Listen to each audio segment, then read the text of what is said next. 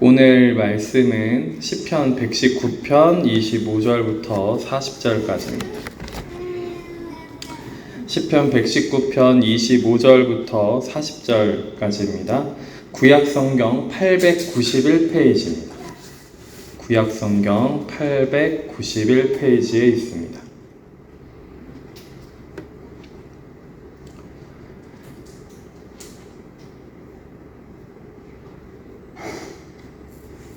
구약성경 891페이지입니다. 찾으신 줄 알고 봉독해 드리도록 하겠습니다. 내 영혼이 진토에 붙었사오니 주의 말씀대로 나를 살아나게 하소서.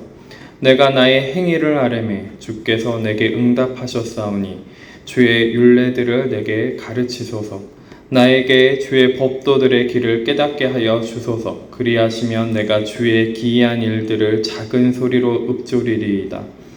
나의 영혼이 눌림으로 말미암아 녹사오니 주의 말씀대로 나를 세우소서. 거짓 행위를 내게서 떠나게 하시고 주의 법을 내게 은혜로이 베푸소서. 내가 성실한 길을 택하고 주의 규례들을 내 앞에 두었나이다. 내가 주의 증거들에 매달려 싸우니 여호와여, 내가 수치를 당하지 말게 하소서. 주께서 내 마음을 넓히시며 내가 주의 계명들의 길로 달려가리이다. 여호와여, 주의 율례들의 도를 내게 가르치소서. 내가 끝까지 지키리이다. 나로 하여금 깨닫게 하여 주소서. 내가 주의 법을 준행하며 전심으로 지키리이다. 나로 하여금 주의 계명들의 길로 행하게 하소서. 내가 이를 즐거워함이니이다. 내 마음을 주의 증거들에게 향하게 하시고 탐욕으로 향하지 말게 하소서. 내 눈을 돌이켜 허탄한 것을 보지 말게 하시고 주의 길에서 나를 살아나게 하소서. 주를 경외하게 하는 주의 말씀을 주의 종에게 세우소서. 내가 두려워하는 비방을 내게서 떠나게 하소서. 주의 규례들은 선하심이니이다. 내가 주의 법도들을 사모하였사오니 주의 의로 나를 살아나게 하소서. 아멘. 오늘 말씀이 좀 기네요. 오늘은 그냥 다 같이 말씀 나누도록 하겠습니다. 어디 가지 마시고, 우리 친구들 어디 가지 말고 추석 특별 예배로 같이 말씀을 끝까지 잘 들어주길 바랍니다. 자, 오늘 제목이 참된 소망이에요. 오늘 제목이 참된 소망이에요. 자, 우리가 세상을 살아가는데 어떤 희망, 소망이 있는 것이 참 중요하게 우리가 좀 가지고 있는 것들이 있습니다. 자, 그러다 보니까 우리가 지금 이 시대에 가장 많이 얘기하는 것 중에 하나가 무엇이냐면 행복이에요. 행복을 찾아서, 그쵸, 니모를 찾는 것도 아니고 행복을 찾아가지고, 죄송해요, 참 이게 아재 개그예요. 자, 네, 행복을 찾아가지고 행복을 찾아서 가는데 행복을 찾으신 분, 네, 찾아보신 분, 여기 가장 연세가 있으신 분이 이제 2세, 63세인 줄 알았습니다. 순간 60 만으로 하신 거죠? 지금 이번 정부의 그 나이 변경으로. 네, 제가 착각한 게 아닌데. 아무튼 그렇게 되셨어도 행복을 찾으셨나요? 네, 못 찾으셨대요. 자, 그러면 과연 그러면 돈이 많으면 행복할까요? 또?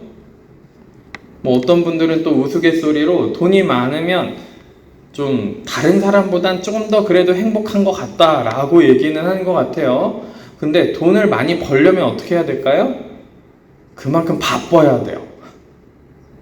적당히, 그러니까 이거를 우리 친구들도 뭘 생각해야 되냐면, 나중에 직장을 가지고 돈을 벌고 돈이 조금 생겨가지고 투자도 할 수 있고 이거 이렇게 저렇게 할 수 있을지는 모르겠어요. 투자를 할 수 있을지 없을지 모르겠지만 돈의 쓰임새가 투자라는 것도 있다 보니까, 그런데 손쉽고 편안하게 놀면서 즐기면서 더 많은 엄청난 수익을 얻을 수 있는 투자는 없다고 생각해야 돼요. 거짓말이라고, 사기꾼이라고 생각을 해야 되는 거예요. 그러니까 이거를 하면은 무조건 대박이 납니다. 수익이 몇 배가 보장이 됩니다. 그런 것들이, 그런 광고하는 사람들이 있어요. 그러면 본인이 하지. 그죠? 본인이 해야지 왜 여기 와서 광고를 하고 막 사람들 보고 하라 그러겠어요? 사기라서 그래요. 그쵸? 그런 건 사기예요. 그러니까 광고를 안 하는 제품이 실은 광고를 안 하는데도 꾸준하게 정말 잘 팔리는 제품이 엄청나게 가치가 높고 괜찮은 제품인 경우가 많아요. 자, 연고대까지도 좀 대학 광고를 조금은 해요. 그죠? 서울대 광고하는 거 보신 분. 서울대는 광고를 안 해요. 왜 그래요? 우리나라 최고의 대학이라고 여기고 있으니까 광고가 따로 필요하지 않습니다. 그렇게 뭔가 가치 있고 뭔가 가치 있다라고 사람들 사이에서 정말 실력이 있다라고 생각되어지는 그런 파트의 분야에 대해서는 광고하거나 막 그렇게 홍보를 막 굳이 그렇게 많이 하지 않아도 돼요. 왜냐면 사람들이 이미 알고 거기를 찾아가기 때문에. 자, 근데 행복하자라는 말이 너무 많이 나오죠. 행복이라는 거를 광고하듯이 엄청나게 많이 얘기한단 말이에요. 그렇죠? 그러면 그 행복이라는 것이 실제로 존재하는가 안 하는가? 뭐 어떤 사람들은 이렇게 해서 행복하다 저렇게 해서 행복하다, 물론 그럴 수 있어요. 네, 그렇게 얘기할 수 있는데 뭐 어떤 분들은 목회하면서 목사인 게 행복합니다 뭐 그렇게 얘기하시는 분도 있대요. 네, 행복하게 목회해야지 뭐 그렇게 얘기하는데 그거는 이제 바램인 것 같고 실질적으로 깊게 들어가서 보면은 과연 정말 진실되게 근본적으로 본질적으로 행복한가? 라고 질문을 던진다면, 그죠? 그것을 두고 고통스럽고 힘들 수 있지만 보람을 느낍니다. 자, 보람차게 생활하는 거랑 행복감을 계속 가지고 있는 거랑은 좀 다른 것 같아요. 그쵸? 자, 세상이 참 행복한 거를 많이 추구하면서 어디로 향하게 만드냐면, 그죠? 돈을 많이 벌거나 혹은 어떤 의미나 가치 있는 것들을 찾게 하려고, 돈이 아닌 경우에는 의미나 가치를 찾게 하려고 무수히 생각하게 만들고 철학적이게 만들고 많은 고민을 하게 만듭니다. 어떻게 하면 행복할 것인가? 뭐 그래서 가장 많이 나온 얘기가 뭐게요? 네, 우리가 이제 생각을 잘 안 하시다 보니까, 그죠? 생각을 잘 안 하시다 보니까 가장 많이 나오는 내용이 뭘까요? 뭐 오래전부터 나온 내용이에요. 무소유. 네, 무소유. 갖지 않으면 행복하다. 그래가지고 가장 행복한 나라가 어디예요? 가장 가난한 나라. 가난한 나라들 중에서도 그죠? 이렇게 저 어딘가에 티베트 그 근처에 있는 나라나 혹은 뭐 아프리카 어디에 있는 나라가 가장 행복 지수가 높더라. 뭐 이런 얘기들이 있잖아요. 그렇죠? 그리고 선진국일수록 행복 지수가 오히려 더 낮고 한국은 행복 지수가 어마어마하게 낮다. 그래서 한 해에 2만 명에서 3만 명, 그건 갭이 크긴 한데 2만 명 이상은 자살을 한다 그러죠. 그죠? 희망이 보이지 않고 뭔가 소망하는 것이 보이지 않다 보니까 더 그러겠죠. 행복을 찾는 것에, 희망을 찾는 것에 뭐예요? 가능성을 잃어버렸다 라고 생각하는 분들이 그렇게 생을 달리하시는 경우들이 있습니다. 자, 특히나 우리나라는, 한국이라는 나라는 노인 자살률이 굉장히 높아요. 노인 자살률이 굉장히 높은데 이게 너무 돈에 치중되어 있어서 또 그것이 굉장히 심각합니다. 왜 그러냐면 이제 연세에 있으신 분들이 일을 못 하시잖아요. 근데 평생 일을 해오고 뭔가 돈을 써주고 자녀들한테 용돈을 주고 그랬던 삶이었는데 더 이상 그걸 못 하는 거예요. 그리고 조금 몸이 아픈 거죠. 계속 평생 건강했는데, 그죠? 요즘에 저희 부모님 세대 70대, 80대 이분들은요 진짜 건강하세요. 어떻게 당뇨병도 있고 다 있는데도 어떻게 그렇게 사시는지 새벽부터 일어나가지고요 부지런하게 움직이세요. 근데 저희 세대는 어때요? 골골골대는 게 너무 골골대도 이렇게 골골댈 수가 싶을 정도로 많이 골골댑니다. 아무튼 그런데 그분들이 일이 없어지는 거예요. 일이 없어지고 아무것도 못하게 되고 다쳐가지고 혹은 아파서 아무것도 못하게 되면은 삶의 의욕을 잃고 희망을 잃어버리고 그리고 자기의 정체성을 잃어버리기 시작합니다. 아, 나는 어떤 사람이었던가, 무엇을 하는 사람이었던가, 근데 한국만큼 행복을 막 이렇게 주장하는 나라도 별로 없을 것 같아요. 그런데도 불구하고 자살률은 뭐예요? OECD 국가 중에 1위예요. 노인 자살률은요, 뭐 타의 추종을 불허합니다.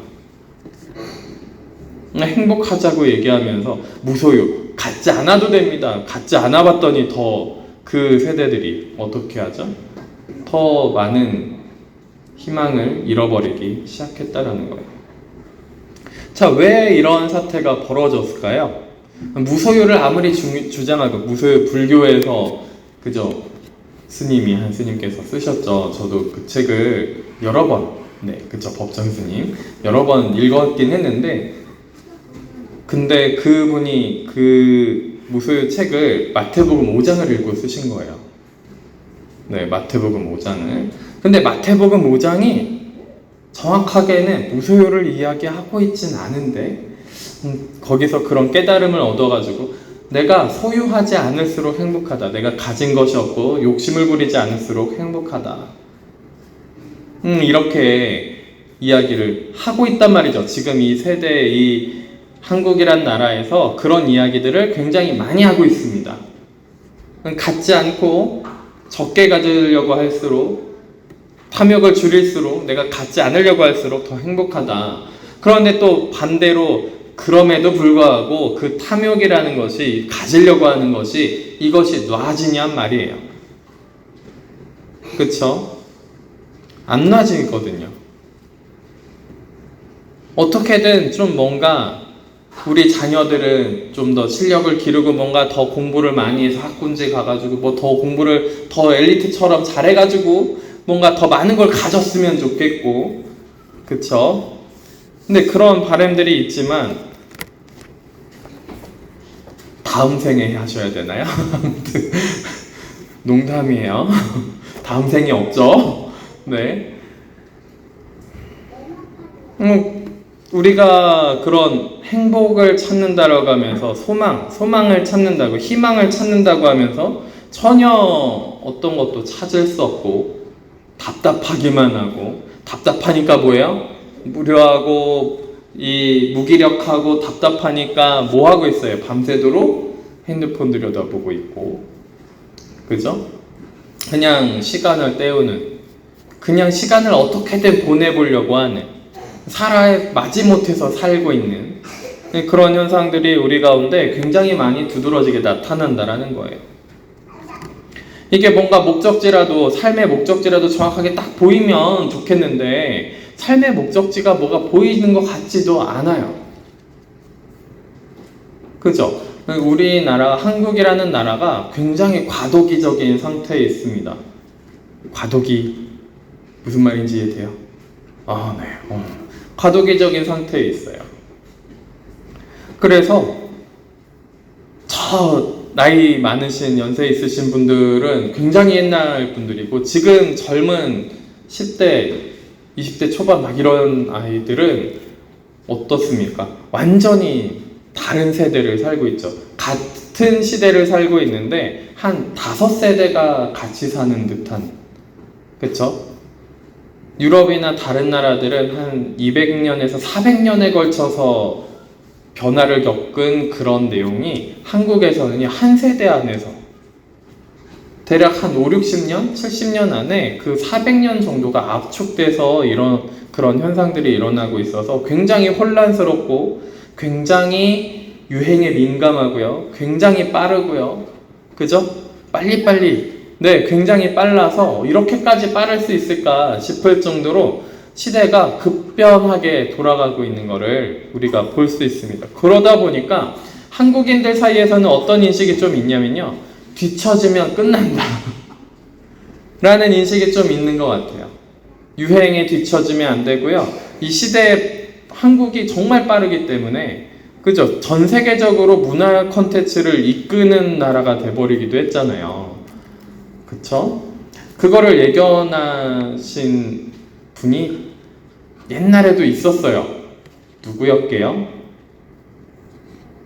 우리가 공부랑은 좀 그죠? 역사하고도 조금 담이 쌓여져 있고, 어떤 분이 좀 얘기를 한 게 좀 더 대표적으로 이야기를 하실 수 있냐면 김구 선생님.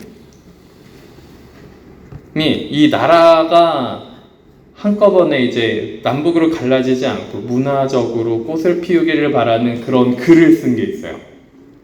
네. 그리고 그 다음에 대통령 중에 누가 문화적인 거를 그렇게 막 선도하는 그 문화에 대해서 이야기한 대통령이 누가 있을까요? 네. 김대중 대통령이 그래서 문화적인 컨텐츠를 어떻게 만들어 나가야 된다 그래가지고 그때 일본의 문화를 전부 다 개방해서 받아들이려고 했었습니다. 그러면은 많은 학자들이, 한국의 학자들이 반대했어요. 일본의 문화에 먹힌다 우리가. 근데 반대로 먹어버렸죠. 네. 어찌됐든 우리나라의 컨텐츠의 문화적인 힘이 굉장히 강력했구나. 뭔가 유행에 민감하고요. 굉장히 강력하다라는 건 알겠어요. 굉장히 빠르게 변한다는 거예요. 굉장히 빠르게 변한다라는 걸 얘기하려고 선도하는 입장에서 있다 보니까 좀 빠르게 변한다는 걸 얘기하려고 별의별 얘기를 다 했습니다. 자, 근데 그 빠르게 변하는 것에서 뒤처지면 어때요? 소외감을 느껴요. 그리고 뭔가 많이 뒤처졌다라고 생각을 하는 거죠. 좀 뒤처져도 상관은 없습니다만, 그렇게 뭐 좀 뒤처져도 상관은 없습니다만, 유행을 안 타도 되고 뒤처져도 상관은 없습니다만, 먹고 사는데 지장이 없겠죠. 어찌됐든. 그런데 한국 사람이 그렇지 않다라는 거예요. 문제는 한국 사람이 그렇지 않다는 거예요. 자, 근데 그 모든 것들을 가져보려고 탐욕이 생기고요. 견물생심이라고 눈에 보이니까 뭔가 더 갖고 싶어요. 취하고 싶어요. 좀 더 좋은 집에 있고 싶고요. 좋은 집 이사 가는 거, 저희가 이사를 굉장히 많이 자주 다녔다 보니까 이제 집들을 가끔 가다 좀 비싼 집도 구경을 해봅니다. 막 직접 가서 구경하는 게 아니라 사이트에 사진 찍어서 쫙 올라와요. 근데 와, 이런 집을 어떻게 살까? 근데 그런 집이 한두 채가 아니에요. 정말 많아요. 그죠? 전세로 5, 6억, 뭐 7, 8억, 뭐 20억까지 가는 전세집들 매매로 하면 훨씬 더 비싸지겠죠. 좀 더, 훨씬까지는 아니어도 좀 더 비싸지겠죠. 그런 집들이 한두 채가 아닌 거예요. 정말 많은 거예요. 자, 그리고 나서 또 이제 저희가 교회 예배당을 구해보려고 했잖아요. 예배당을 구하려고 했는데 매매하는 교회 예배당 매매도 굉장히 많이 떠요. 그래서 딱 보면은 뭐 10몇 억, 뭐 5, 6억, 2, 3억 막 이런 교회들도 괜찮은 교회구나라고 싶은 정도의 그런 저렴한 가격인지 모르겠지만 저희 입장에서는 그렇게 뜨는 거예요. 근데 거기 설명에 뭐라고 돼 있냐면 아파트 사시는 분은 파시고 그냥 들어오셔서 목회하셔도 괜찮을 것 같습니다. 뭐 이런 식의 소개가 있는 거예요. 네, 그러니까 아파트 그냥 25평, 30몇 평, 32평짜리, 36평짜리 그런 아파트를 소유하고 있는 사람들은 그냥 그거 팔고 그 교회 사서 들어가도 거기에 사택이 있고 예배당이 있고 근데 별로 문제가 없는 거예요. 이 시대가 네, 엄청나구나. 그죠? 저는 그 시간에 돈을 안 벌고 뭐 했어요? 난 예수님 쫓아다니려고 다 쫓아다녀 봤는데 네, 세상은 그렇게 급변하게 변해서 어느 순간 보니까 따라잡을 수 없을 것 같이 저 멀리 가 있는 것처럼 보이는 거예요. 너무 멀리 떠나서 이제 지금부터 이제 좀 뭔가 돈을 벌어가지고 뭔가 해가지고 만들려면은 아무리 돈을 번다 할지라도 그게 쉽지가 않은 거죠. 그죠? 쉽지가 않은 거예요. 뭐 다른 기술을 배우시겠어요? 저희 나이도 좀 먹어가지고 강사로 나간다 그래도 전부 다 채용해 주시진 않을 거란 말이죠. 그죠? 좀 더 젊은 강사를 선호할 수 있습니다. 그리고 과외시장은 어때요? 저희 입장에서 과외시장 여선생님은 다 괜찮아요. 남선생님, 나이 먹은 남선생님은요 과외시장에 갈 수도 없어요. 네. 실력이 아무리 좋아도 정말 좋은 막 1타 강사 뭐 이러면 못 해가지고 안 다리겠지만, 그죠? 제가 어디 뭐 손 내밀 데가 없잖아요. 자, 시대가 급변하게 돌아가고요. 굉장히 빨리 돌아가서 어떻게 변화하고 있는지 조금만 놓치면은 뭐요? 뒤처지는 것처럼 느껴지니까 그냥 손을 놔버리는 거예요. 그죠? 4차 산업혁명 그래가지고 AI 시대 막 그러는데 AI 사용해 보신 적 있으세요? 네, 어른분들은 없으실 거예요. 저는 사용해 보는데 사용해가지고 뭐 이것저것 검색도 하고 논문 쓸 때 참고해서 그 내용을 이제 가져와 보기도 하고 막 그래요. 우리 친구들은 AI 사용해요? 사용해요. 그죠? 친구들은 AI 사용을 안 할 수가 없어요. 그러면 AI에 대해서 딱 얘기하면은 부모님들은 모르시죠? 이게 뭔 내용이야. 그죠? 시대가 엄청나게 급격하게 발전되고 변하면서 우리는 무엇을 보게 되냐면 내면의 본질적인 것을 보는 것이 아니라 밖에 있는 것밖에 안 보는 거예요. 너무 빠르게 변하기 때문에.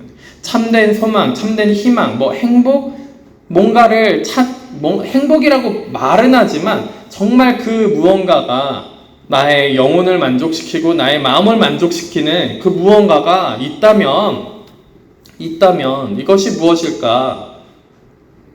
그죠? 참된 소망된 그 무엇, 삶의 나의 동력이 되고 내가 삶을 살아갈 수 있는 힘이 될 수 있는 그 무언가.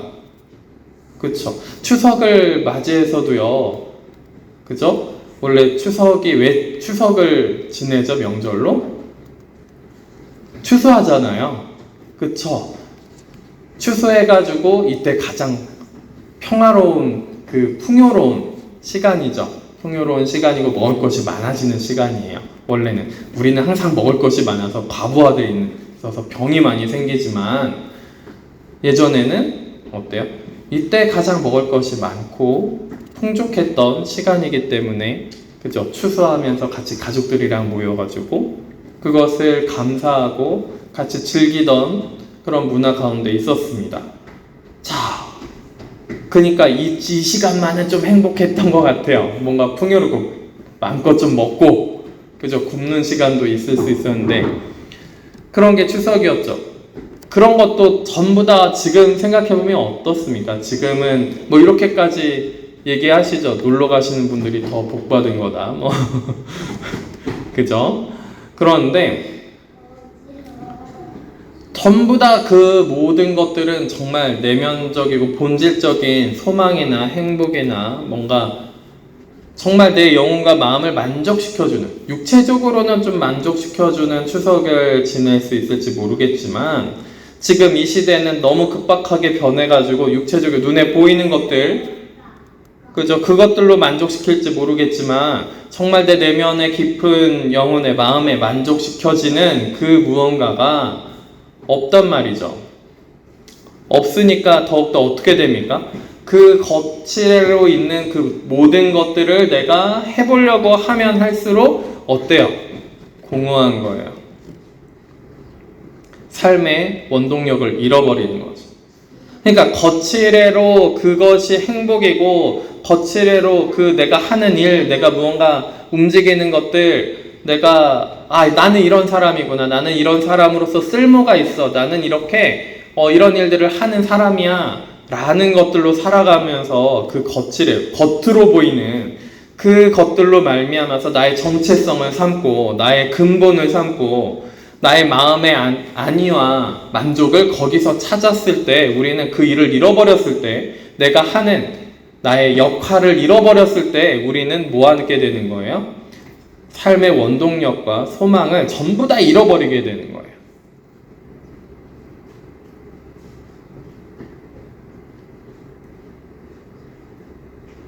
그러니까 내가 쓸모가 있는 사람이야 라고 여겨지어야지만 뭔가 괜찮은 사람인 것처럼 뭔가 잘하고 있는 사람인 것처럼 여기는 풍토가 그 가운데 내면 깊은 가운데 굉장히 많이 퍼져 있다라는 거죠. 내가 쓸모없는 사람인가? 나는 이 가정에서 별로 필요하지 않은 사람인 것 같아. 나는 학교에서 필요하지 않은 사람인 것 같아. 나는 저 집단에서 필요하지 않은 것 같아. 나는 이 사회에서 필요한 사람이 아닌 것 같아. 나는 내가 없어도 잘 돌아가는 것 같아. 오히려 내가 방해하는 것 같아. 라고 생각하는 순간 우리의 참된 소망이 어디 있는지 찾으면 좋으련만 찾지는 않고 완전히 인생의 그 낙슬, 인생의 그 소망을 완전히 잃어버려서 어떤 분들은 삶을 내려놓고요. 어떤 분들은 약간 정신질환자처럼 살아가게 되기도 하고요. 그죠? 굉장히 어려운 삶을 살아가고 있습니다. 이 시대가 그런 시대예요. 굉장히 복잡하고 어려운 시대입니다. 가장 풍요로운 시대래요. 대한민국 역사상 그 삼국시대 때부터 예전에, 그죠? 2000년 전에 고조선 시대까지 합치면 한 3000년 전부터 3000년, 4000년까지 얘기해야 될까요? 5000년 그 민족이라고 얘기하는데 5000년까지는 잘 모르겠고요, 솔직히. 자, 아무튼 그 역사 통틀어서 대한민국이 가장 잘 사는 시대래요. 근데 정신적으로, 마음적으로는요, 가장 병든 시대처럼 여겨지는 건 또 왜일까요? 몰라요. 모른대요. 그래서 오늘 말씀 같이 좀 보겠습니다.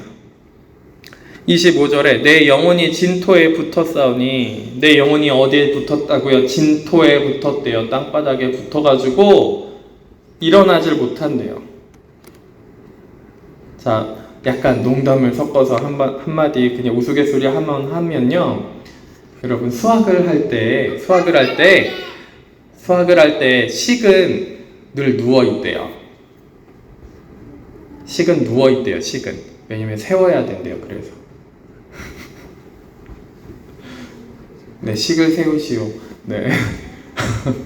아무튼 여기 누워 있잖아요. 그죠? 붙어 싸우니 누워, 여기도 계속 세우는 말이 나와요. 네, 나를 세우소서. 주의 말씀대로 나를 세워서 누워 있으니까 세워야 돼요. 그죠? 누워 있어서 세워야 됩니다. 진토에 붙어 싸우니 주의 말씀대로 나를 살아나게 하소서. 내 영혼이 어떻다라는 얘기예요? 힘들다는 얘기죠. 낙심돼서 바닥에 붙어 있다라는 얘기예요. 주의 말씀대로 나를 살아나게 하소서, 주의 말씀대로 나를 살아나게 하소서라고 기도하고 있습니다. 주의 말씀대로, 하나님의 말씀대로, 여호와 하나님의 말씀대로 나를 살려주시옵소서. 자, 근데 그 말씀이요, 정말 그 생명의 말씀이 우리 마음 가운데 정말 잘 심겨지면요, 살아납니다. 좀 없고 내가 아무것도 안 하고 있고 노력을 했는데도 능력도 별로 나타나는 것 같지도 않고 나의 역할이 별로 쓸모없는 것 같이 보일지라도 살아날 수 있어요. 정말 우리의 정체성과 우리의 마음의, 우리의 영혼의 근본은요, 어떤 역할에 있지 않거든요. 무엇을 하는가에 있지 않아요. 무슨 일을 하는가에, 내가 쓸모가 있는 거에 있지 않습니다. 한국 기독교가 또 이런 얘기들을 많이 했어요. 크게 쓰임밖에 없어서. 크게 안 쓰임받으면,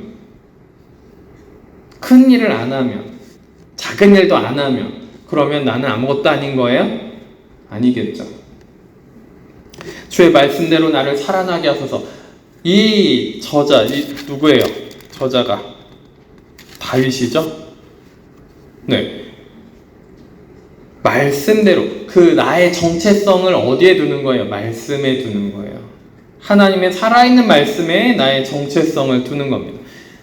우리는 어디로부터 온 거예요? 말씀으로 지음받은, 그쵸? 하나님의 말씀으로 지음받은 사람들이란 말이죠. 물론 흙으로 지었지만 그 흙을 말씀으로 지으신 거죠. 우리의 근본은 어디에 있냐면, 우리의 영혼의 정체성은 어디에 있냐면, 본질은 어디에 있냐면 말씀에 있습니다. 하나님의 생명의 말씀에 있어요. 그냥 지식적인 말씀 내가 외우고 학습해서 달달달 공부해가지고 이런 거였구나, 이런 말씀이구나 하고 깨닫고 반복해가지고 학습해서 이 말씀 외웠어. 그게 아니라 정말 우리의 영혼의 양식이 되고 우리를 살리는 그 말씀. 내가 나의 행위를 아뢰매 나의 행위가 어떻겠어요? 그 다음에 좀 더 읽어볼게요. 주께서 내게 응답하셨사오니 주의 율례들을 내게 가르치소서. 자, 율례들을 다윗이 다 모르진 않았을 거예요. 그래도 많이 아는 사람일 거예요. 하나님과 늘 교제하고 아는 사람이었다 보니까. 그런데 뭐래요? 나의 행위를 아뢰옵니다. 그랬더니 내게 응답하셨고, 그러니까 이제 주의 율례들을, 주의 법도, 주의 말씀, 계명을 나한테 가르쳐주세요. 어떻게 살아야 되는지 알려주세요. 이렇게 기도하고 있어요. 내 행위가 어떻다라는 거예요? 나의 행위가 뭔가 문제가 있다. 뭔가 문제가 있구나. 내가 지금 뭔가 병들었구나. 그러니까 내 영혼이 어떻게 된 거예요? 진토에 땅에 붙어 있대요. 27절에 나에게 주의 법도들의 길을 깨닫게 하여 주소서. 자, 깨닫게 해달라고. 주의 법도, 하나님의 계명, 법도를 깨닫게 해달라고 기도를 하고 있어요. 우리가요, 전에도 말씀을 드렸지만 하나님의 말씀이 기준이 되고 나의 근간이 되고 나의 근원이 되고 정체성이 되게 하는 것이 아니라 뭐 하는 거예요? 주의 말씀을 정말 생명의 말씀으로 깨닫는 것이 아니라 그냥 이런 지식도 있죠. 맞아, 그거 맞는 말이야 하고 그냥 그러고 넘어가는 거예요. 주의 법도들의 길을 깨닫게 하여 주소서. 주의 법도들의 길을 깨닫게 해달라고 기도를 합니다. 우리도 늘 이 기도를 해야 돼요. 깨닫게 하여 주시옵소서. 그리하시면 내가 주의 기이한 일들을 작은 소리로 읊조리리이다. 작은 소리로 읊조리리이다 이렇게 번역이 되어 있는데 그전 개역 한글 버전에서는 묵상하겠다라는 단어를 사용했습니다. 그러니까 묵상하겠다, 읊조리리이다, 그게 곧 무엇이냐면 계속 반복해서 그것을 깨달을 때까지, 주님이 깨닫게 해주실 때까지 내가 생각하고 곱씹고 그러겠다란 얘기예요. 우리에게 그런 시간들이 좀 있어야 됩니다. 하나님이 하신 일들에 대해서, 하나님의 기이하신 일들에 대해서, 주님의 일에 대해서 우리가 어떻게 해야 돼요? 계속 반복적으로 우리가 참 영적으로 산다라는 게, 영으로 산다라는 게 너무 힘들게 느껴져요. 너무 힘들게 보여진단 말이에요. 이게 도대체 무슨 말이야? 목사님이 영으로 살아야 된다는데 영의 생각을 해야 된다는데 나는 영이 뭔지도 모르겠고 영이 다가오지도 않고 이게 도대체 뭘 해야 되는지 모르겠어. 자, 영이 느껴지지도 않고 막 그런단 말이죠. 그러면 우리가 먼저 해야 되는 게 이런 거예요. 깨닫는 거. 그리고요, 이해가 안 돼요. 막 그렇게 하더라도 이해가 될 때까지 좀 파고 들어야 돼요. 그리고 이렇게 작은 소리로 읊조린다. 묵상해가지고요, 계속 반복적으로 곱씹는 거예요. 곱씹기라도 해야죠. 그런데 그걸 곱씹는다 그래가지고 내가 다시 계속 야금야금 곱씹는다 그래가지고 그것이 깨달아지느냐? 안 깨달아지는 게 문제인 거예요. 뭐냐면 하나님이 깨닫게 해주셔야 되는 거예요. 성령을 보내주시고요, 하나님의 영을 보내주셔야지 우리가 그것을 정확하게 하나님의 마음으로 깨닫고 알게 되고, 그쵸? 주님의 길을 알게 된다라는 거죠. 우리가 그런 일들을 해야 됩니다. 그래서 하나님의 영으로서 우리를 알게 하시기 전까지는 우리가 최대한 반복적으로 학습하고 공부하고 노력을 하는 것들이 좀 필요하겠습니다. 근데 아무리 내가 공부하고 학습하고 노력한다 그래도 되지 않는 거를 또 느끼게 될 거예요. 하나님이 주셔야 되는 거구나. 하나님이 깨닫게 하셔야 되는 거구나. 우리가 그것들을 알게 될 때 하나님이 어느 순간에 좀 알게 하실 거라 생각합니다. 근데 이 진토에, 내 영혼이 진토에 붙어 싸우니 계속 진토에 많은 시간 붙어 있었으니까 이런 생각을 했겠죠. 그죠? 그러니까 계속 반복적으로 계속 뭔가를 하고 있었을 거예요. 그런데 또 여기서 27절에 주의 법도의 길을 깨닫게 하여 주시면 그러면 내가 그것을 묵상하겠습니다. 깨닫게 하여 주시면 묵상하겠습니다. 깨닫지 못해도 묵상하세요. 깨닫지 못해도 묵상하십시오. 깨달은 다음에는 더 그것이 나의 육과 혼적인 말씀이 아니라 영의 말씀이 되게 하기 위해서 그것을 나의 마음과 나의 머리에만 있는 것이 아니라 나의 마음과 나의 영의 양식이 되게 하게끔 그렇게 기도하면서 받아들이는 영의 양식으로 먹는 시간을 가지셔야 된다는 거예요. 28절에 나의 영혼이 눌림으로 말미암아 녹사오니, 내 영혼이 너무 눌려있대요. 내 영혼이 눌려있대요. 영혼이 눌려있는 그것이 무엇인지 우리도 알아야 되긴 하겠죠. 근데 마음이 눌려있다 이렇게 생각하면 조금은 더 편할 수도 있어요. 마음이 눌려있다. 자, 마음 안쪽에 영이 있으니까요. 그죠? 내 영혼이 눌려있으면요, 마음도 눌리거든요. 마음도 눌립니다. 그래서 내 영혼이 눌림으로 말미암아 녹사오니, 녹아내린대요. 주의 말씀대로 나를 세우소서. 주의 말씀대로 나를 세우소서. 이제 여러분들은 큰일 났어요. 이제 세우소서 할 때마다 누워있었구나, 이게. 그죠? 누워있었구나 라고 생각을 하게 될 거예요. 저는 한참 쳐다봐서 이게 무슨 말이야 도대체. 왜 누워있는 거야? 무슨 말이지? 그랬는데 주의 말씀대로 나를 세우소서. 주의 말씀대로 나를 세워주소서. 그냥 그 주의 말씀이 주의 말씀인 거예요. 그냥 말씀이 아니라, 그냥 성경 지식이 아니라 주의 말씀이 나를 세워주소서. 생명의 말씀이 나를 세워주셔야지만 내가 세워지는 겁니다. 내 마음이 나음을 입고요, 내 영혼이 세워지는 거예요. 생명의 말씀이 나한테 다가와야지만 내 영혼이 세워지는 것을 내가 느낄 수 있습니다. 생명의 말씀, 영의 말씀이 내 영을 채워야지만 내 마음과 생각과 나의 영혼이 세워진다라는 거예요. 우리가 이것들을 경험해야 됩니다. 그런데 너무 경험을 하고 계신가요? 가끔씩 예배 시간에만 좀 경험하시나요? 성령이 이때만 딱 가끔 오시니까 이때 좀 경험하고 가가지고 다시 눕습니까?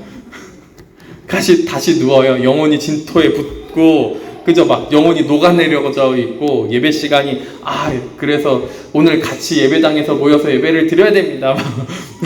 영혼이 눌러붙어 있고, 막 녹아 있습니다. 어떻게든 세워주셔야 됩니다. 그러고 계신가요? 29절에 거짓 행위를 내게서 떠나게 하시고. 자, 다윗의 통찰력이에요. 거짓 행위를 떠나게 하시고. 자, 거짓 행위 뭐예요? 외식하는, 사람들한테만 보이고요, 내 안에 진짜 본질적으로는 전혀 이게 회복이 되고 세워지지 않은 거예요.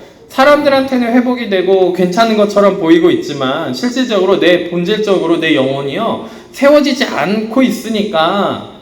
그죠? 우리가 역할극을 할 때는 세상에 나가서, 아까 제가 말씀드렸죠, 사람으로서의 역할로 살아가는 거에 우리의 본질을 두고 우리의 정체성을 두면요, 그 역할이 나의 전부인 줄 착각해서 내가 쓸모 있으면 괜찮다고 생각한단 말이에요.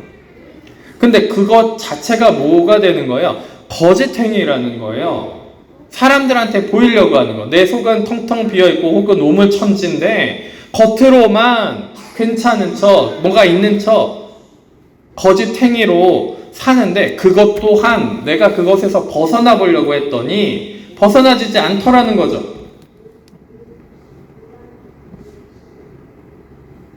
정말 진심으로 내 본질, 내 영혼에 있는 영의 생각, 영의 마음으로 좀 뭔가 움직이고 싶은데 그것이 본질적으로 안 되는 것을 발견하게 될 거라는 겁니다. 그러니까 기도하는 거예요. 거짓 행위에서 뭐 하라는 거예요? 떠나게 하시고. 거짓 행위가 내게서 떠나게 하시고, 마치 거짓 행위가요, 다른 인격을 가지고 있는 다른 존재인 것처럼 여기고 있어요. 그것도 실은 맞습니다. 자기 부인이 되어야 되는데 자기 부인이 은혜가 있어야 또 되더라고요. 내가 막 자기 부인 해봐야지, 막 이거를 거절해야지, 거절해 보려고 아무리 애를 써도 거절이 안 돼요. 거절은 할 수 있는데 부인까지가 안 돼요. 오지마 막 거절하고 막 그러는데 이게 부인이 돼서 딱 나랑 분리돼가지고 떠나가지진 않더라는 거예요. 거짓 행위를 내게서 떠나게 하시고 주의 법을 내게 은혜로이 베푸소서. 자, 아버지 하나님의 은혜가 우리 가운데 계속 부어져야 됩니다. 그것을 우리가 구해야 돼요. 은혜가 없는 삶은 어떤 걸까요? 은혜가 없는 삶.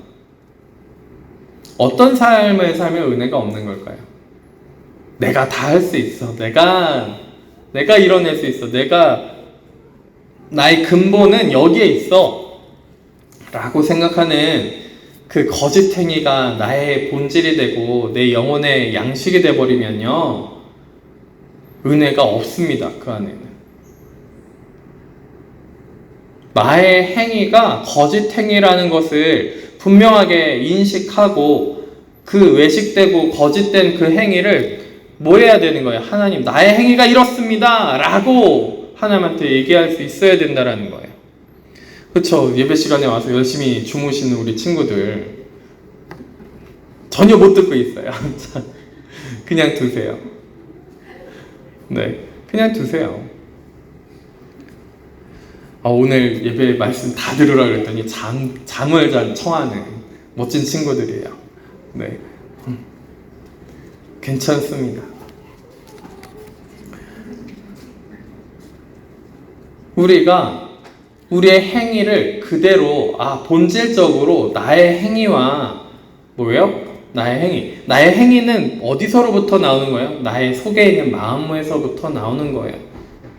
내가 추구하는 바, 내가 바라보는 본질적인 나의 마음의 의도가 곧 행위로 나옵니다. 아무리 말로 떠들어도요, 나의 행위가 곧 뭐가 되는 거예요? 나의 마음을 대변해요. 그래서 그런 분들을 참 많이 봤던 것 같아요. 어떤 분들을 많이 봤냐면 나는 그렇지 않아 라고 얘기하는데 실제로 행동은 그렇게 행동하는 거죠. 이런 삶을요, 너무나도 잘 그냥 거짓인지 모르고 거짓행인지 모르고 그렇게 삶을 살아갑니다. 근데 그게 뭐 어떤 특정한 사람들만, 꼴보기 싫은 사람들만 그렇게 사는 게 아니라 많은 사람들이, 거의 대부분의 사람들이 그러고 살아가요. 나는 그렇지 않겠지. 이미 그러고 있어요. 내 진심으로 내 속에 있는 것들을 가지고서 이야기한다면, 그러면 삶을 살 수가 없는 거예요.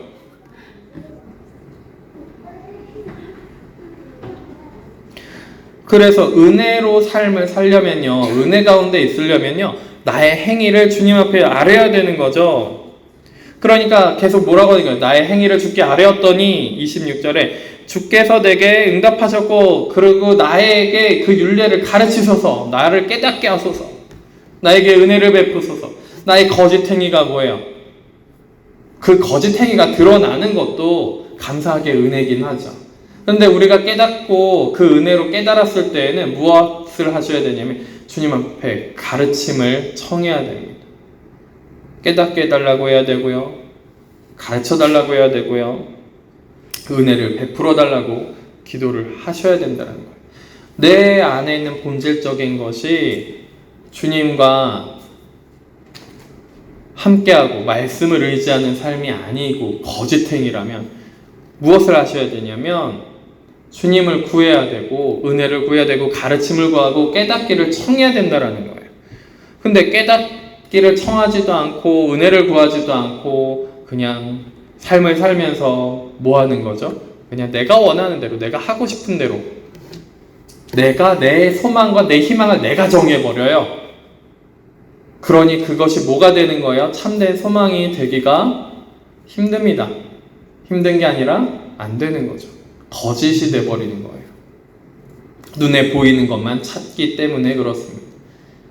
이 시대의 풍조를, 이 시대의 철학적인 사조를 우리가 거절하고 거기서 빠져나와서 객관적으로 볼 수 있는 힘이 우리한테는 없어요.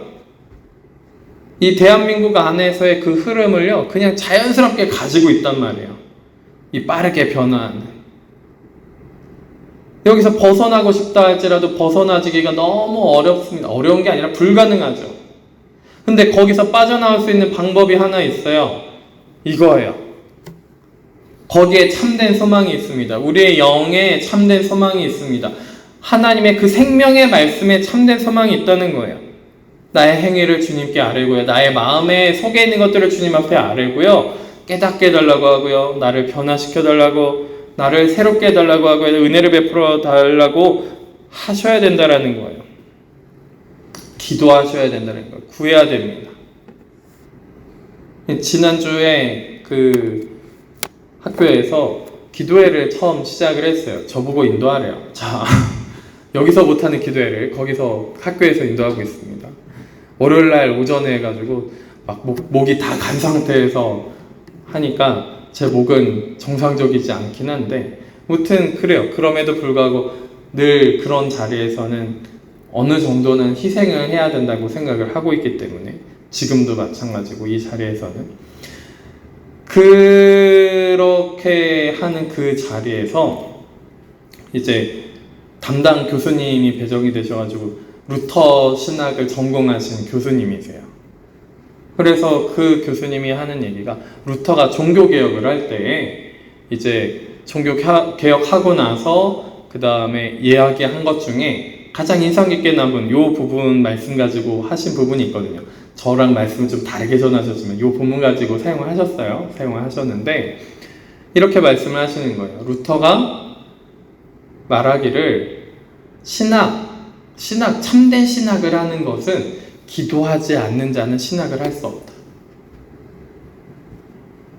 그러니까 이 모든 깨닫게 되는 것들이 하나님으로부터 와야 된다라는 거예요.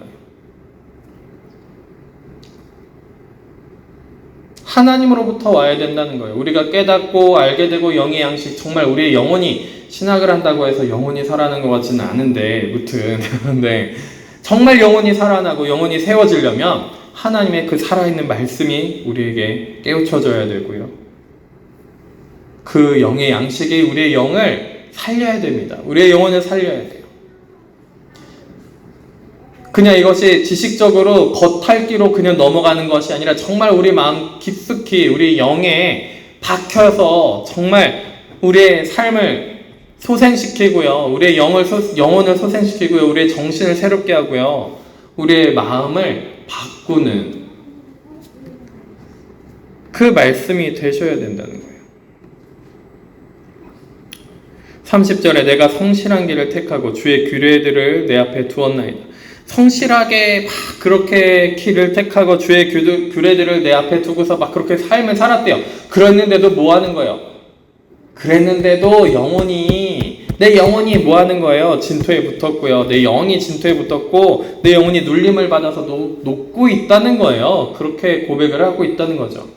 내가 아무리 내가 내 스스로 성실하게 있어도 내가 주의 규례들 앞에서 그렇게 막 지금으로 얘기하면 뭐예요? 계속 시간 정해두고 막 기도 한두 시간씩 하고 있고 매일같이 우린 그렇진 않지만요. 자, 말씀을 매일매일 읽고 예배도 꾸준하게 드리고 막 모든 것들을 성실하게 하고 그쵸 10계명 그쵸 신약에서의 그 가장 예수님 말씀하신 2개의 계명을 막 그것을 내가 불사르듯이 그렇게 지키려고 하는데도 불구하고 뭐 하다는 거예요? 영혼이 진토에 붙었고요. 녹아내린다는 거예요. 이것이 우리의 지식과 우리의 힘으로 되는 것이면은 우리에게는 참 소망이 없습니다. 안 된다라는 거예요. 겉핥기, 그냥 겉으로 보이는 것밖에 안 된다라는 거죠. 31절에 내가 주의 증거들에 매달렸사오니 주의 증거에 매달렸대요. 주의 살아계심, 주님께서 나타내신 그 모든 일들에 매달린 거예요. 매달렸사오니 여호와여 내가 수치를 당하지 말게 하소서. 거기에 주님의 살아계심과 주님이 일하신 것들을 막 매달리고서 했는데도 불구하고 뭐 하고 있는 거예요? 내 영혼이 녹아내렸다라는 거예요. 나의 영혼이 진토에 붙어 있습니다. 여전히.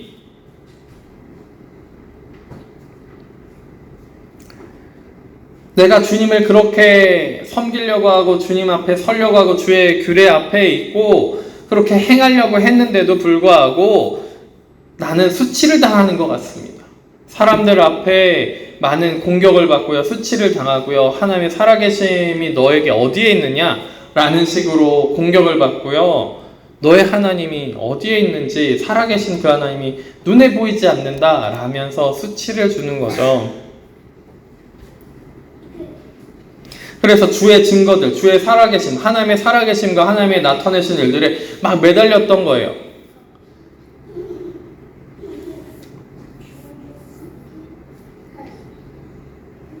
그리고 나서 32절에 주께서 내 마음을 넓히시면 내가 주의 계명들의 길로 달려가리이다. 그러니까 지금 이 다윗은 굉장히 마음의 고통과 어려움과 힘든 가운데 있습니다. 어려움과 힘든 가운데 있어요. 그런데 또 이렇게 기도를 합니다. 32절에 주께서 내 마음을 넓히시면 내가 주의 계명들의 길로 달려가리이다. 주의 계명들의 길로 달려간대요. 넓혀주시면, 내 마음을 넓혀주시면. 우리가요, 마음이 어떻다고요? 마음이 뱀댕이 소갈딱지 같아가지고 종잣재기 요 조만한 그 물 한 방울 들어갈 만한 마음의 크기도 안 되는 그런 마음을 갖고 있는 경우가 많은 게 아니라 거의 대부분 그런 삶을 살고 있습니다. 사람들에게 보이려고 조금 마음이 넓은 척은 할 수 있어요. 그죠? 잘 모르니까 또 넓은 척은 할 수 있어요. 그러나 우리 가운데 있는 마음을 어떻게 해요? 마음이 좁아가지고, 그죠? 어떤 부분에 대해서 내가 귀중하게 생각하지 않는 거니까 마음이 넓은 척 할 수 있어요. 근데 내가 정말 좋아하고 귀중한 척 생각하고 매여있고, 그죠? 내가 이것을 정말 나의 근본으로 삼고 이 역할이 나에게 너무 소중해. 내가 거기에 매여있어요. 만약에 그 무언가의 종이 되어 있어요. 어떤 사람은 돈의 종이 되어 있고요. 어떤 사람은 명예, 어떤 사람은 뭐예요? 건강, 자기 건강, 나는 건강해, 막 그런 거에 매여 있고요. 막 등등등 여러 가지에 매여 있습니다. 나의 직장에 매여 있고요. 나의 학교 출신에 매여 있고요. 막 매여 있는 데가 많아요. 그 대학의 종이 되어 있고, 그 직장의 종이 되어 있고, 그죠? 돈의 종이 되어 있고, 체면의 종이 되어 있고, 교만의 종이 되어 있고, 탐욕의 종이 되어 있고, 막 다 여러 가지 매여 있습니다. 그런데 그 종에서 벗어날 수 있는 길이 어떤 길이냐면요, 마음이 넓어지는 거예요. 이것에 대해서 굉장히 여러 번 다른 시간에 말씀을 많이 드렸었습니다. 그렇죠? 마음이 넓어지면, 알고 있었던 거예요. 마음이 넓어져야 되는 거예요. 내가 내 거짓행이 나타난 거 왜 그런 거예요? 마음이 좁은 거예요. 내 영혼이 죽겠는 거 왜 그런 거예요? 마음이 좁은 거예요. 내 영혼이 진토에 붙어 있는 게 왜 그런 거예요? 마음이 좁은 거예요. 용서하고 사랑하려면 어떻게 해야 돼요? 마음이 좁으면 안 되는 거예요. 하나님의 뜻과 마음을 알려면 마음이 좁아서는 그 뜻과 마음을 이해할 수가 없는 거죠. 아무리 많은 서적을 보고 성경을 아무리 수백 번, 수천 번을 보고 기도 시간이 아무리 길어도요, 마음이 넓어지지 않으면요, 그죠? 깨닫고 아무리 깨달아도 마음이 넓지 않으면요, 하나님의 마음을 알 수도 없고요, 사랑할 수도 없습니다. 용서할 수도 없어요. 하나님의 뜻을 이해를 할 수가 없어요. 마음이 좁으면. 용납하고 용서하고 포용할 수 있는 것이 없으면 하나님을 알 수가 없습니다. 근데 그 마음이요, 우리가 넓어지려고 한다 그래서 넓어지냐요? 안 넓어져요. 누가 넓게 해주셔야 되는 거예요? 하나님께서, 주님께서 넓게 해주셔야 넓어집니다. 그러니까 기도하는 거예요. 내가 마음이 좁아서 그런 거구나, 지금 이 모든 게. 내 영혼이 진토에 붙어있고, 내 영혼이 녹아내리는 것 같이 누워있고, 막 그런 거는 뭐예요? 눌려있고, 그런 것은 마음이 좁은 거예요. 내가 주의 계명들의 길로 달려가린다. 그러면 주의 계명들의 길로 달려갈 수 있는 거예요. 주의 계명들을 어떻게 할 수 있는 거예요? 행할 수 있는 힘이 그 안에 생기는 거죠. 그 마음이 넓어진 것은 누구 때문이에요? 하나님 때문에. 하나님의 은혜로 말미암아. 마음이 넓은 호수 같아지면 그 안에 막 돌을 아무리 던져도 괜찮은 거예요. 넘치지가 않아요. 근데 우리 집에 있는 조그만 컵에다가 돌 조금만 몇 개 넣어도 막 넘치잖아요. 그렇죠? 호수에다가 막 돌 던진다 호수가 넘치나요?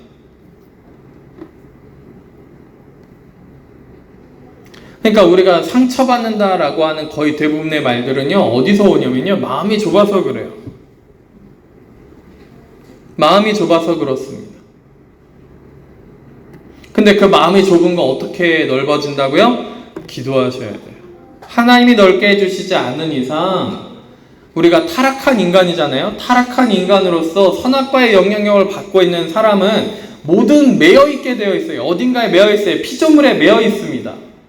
그래서요, 마음이 좁아질 수밖에 없어요. 우리의 본질을 늘 피조물에 두게 되어 있다는 거예요. 선악과를 먹는 그 사람들에게 있어서는.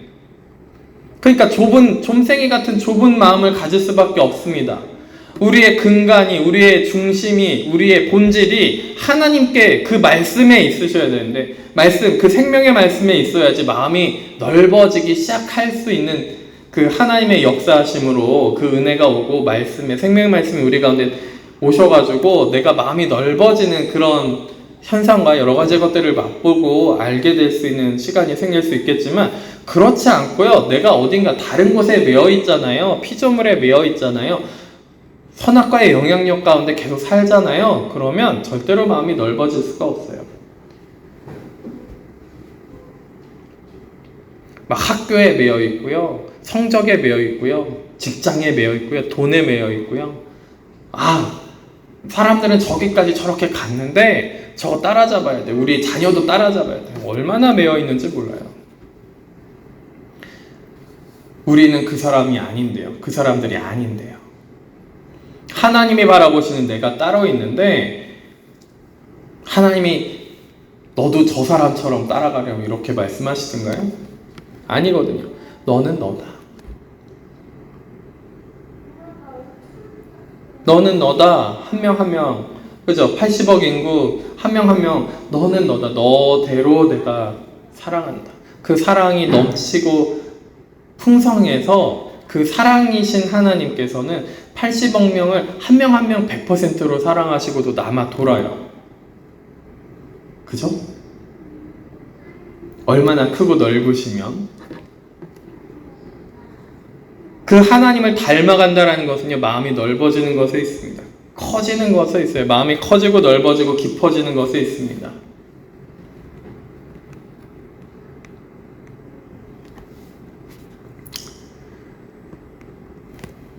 반 했는데 시간이 어마어마하게 갔어요. 자, 다음에 더 하기로 할게요. 근데 몇 가지만 더 같이 나누겠습니다. 뭐냐면 33절에 여호와여 주의 율례들의 도를 내게 가르치소서. 그러니까 마음이 넓어지면은 그 계명의 길로 달려갈 거래요. 그리고 나서 그 하나님의 도를, 율례를 내게 가르치소서. 또 가르쳐 달래요. 우리는 늘 배워야 됩니다. 하나님한테. 하나님께 배워야 돼요, 늘. 근데 그게 학습하는 혼적인 학습, 혼적인 외우는 거, 그런 주입식 교육 혹은 주입식 교육이 아니어도 창의적인 교육을 해서 혼적으로 뭔가 학습해서 배우는 것은요, 분명하게 한계가 있어요. 우리의 정신은 한계가 있습니다. 영을요, 흉내낸데도, 영적인 것을 흉내낸데도요, 진짜 영적인 영의 생명을 따라할 수는 없어요. 그러니까 공허할 수밖에 없는 거죠. 진짜 의미가, 진짜 가치가 그 가운데 본질적인 가치와 의미가 없다라는 거예요. 그러니까 정말 하나님이 주시는 그 은혜의, 그 생명의 말씀, 우리의 영을 만족시키는 그 하나님의 은혜가 우리한테 임했을 때, 우리가 마음이 넓어져서 그 계명을 따라서 지키면, 깨달아가지고 그것을 지키면 내가 끝까지 지키리이다. 그리고 나서 35절에 나로 하여금 주의 계명들의 길로 행하게 하소서. 내가 이를 즐거워하님이니이다. 뭐라고요? 즐거워한대요.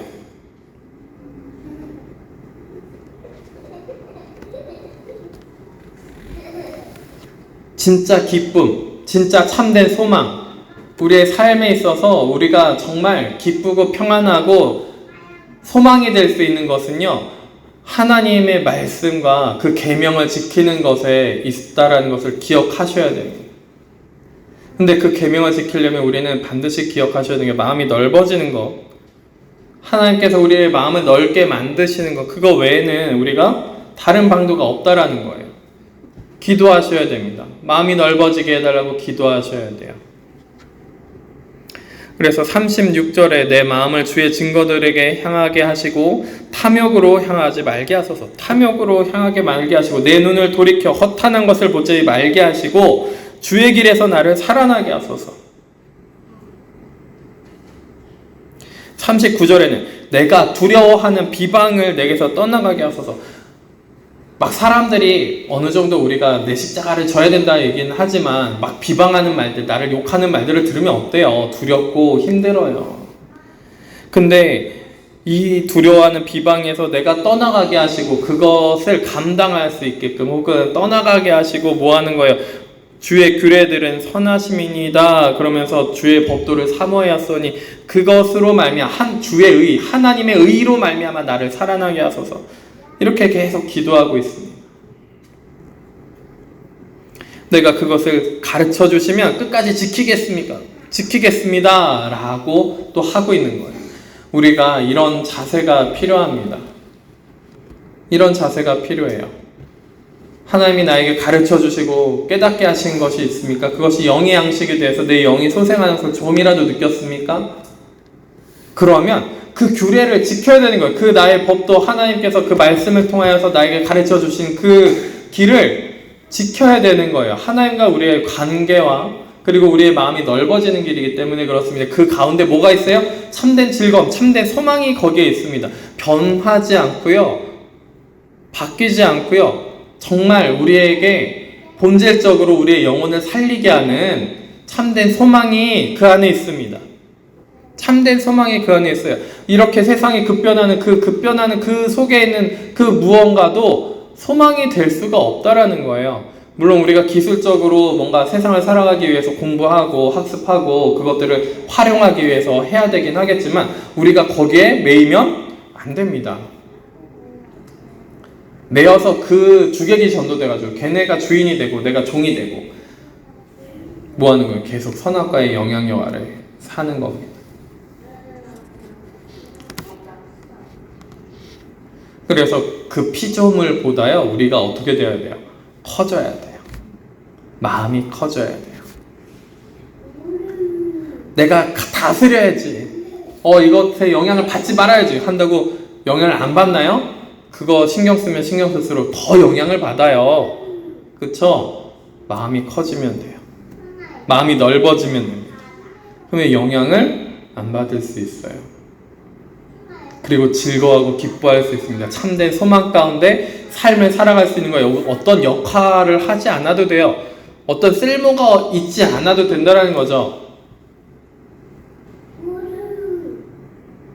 종은요, 시키는 것을 안 하면 쓸모가 없어집니다.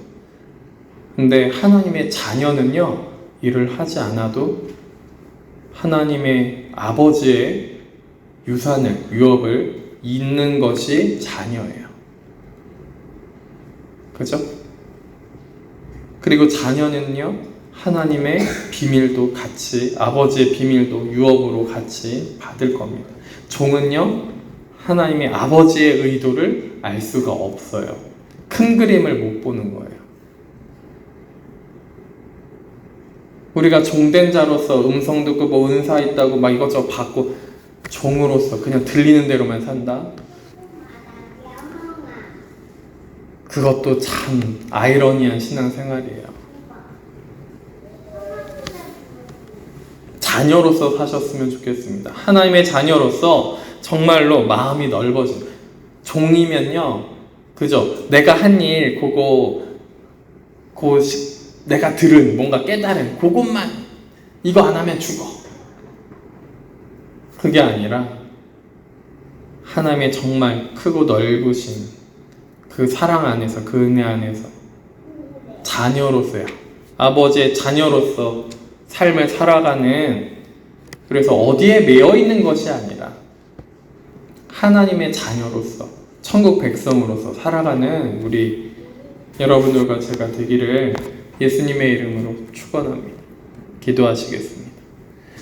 하나님 아버지 감사합니다. 저희들 시편 119편 말씀 가지고 같이 나눴습니다. 주님, 우리에게 참된 소망이 있기를 원합니다. 정말 급변하고 한치 앞도 모르고 때로는 낭망되어지고 영혼이 진토에 붙어 있는 것 같고 녹아내리는 것 같은, 쓰러질 것 같은 이 모든 시간들에 우리가 아버지 앞에 세움을 받고 회복이 되고 영혼이 소생하고 참되게 말씀으로 말미암아 살아나는, 그래서 참된 소망을 갖고 사는 사람들이 되기를 원하오니 주님 오셔서 저희들에게 은혜를 베푸시고 마음을 넓게 하여 주시옵소서. 주님의 은혜 가운데 우리가 살기를 원합니다. 그 아버지의 나라 가운데 살기를 원하오니 임재하여 주시옵시고 함께하여 주시옵소서. 저희들이 가진 모든 것이 아버지의 것임을 고백합니다. 저희들의 주님이 아버지임을 고백합니다. 저희들의 시간, 재정 모든 것들을 주님 앞에 드리오니 주님 오셔서 다스리시고 통치하여 주시옵소서. 저희들의 삶을 식종일관 주관하실 줄 믿사오며 예수 그리스도 이름으로 기도드립니다. 아멘.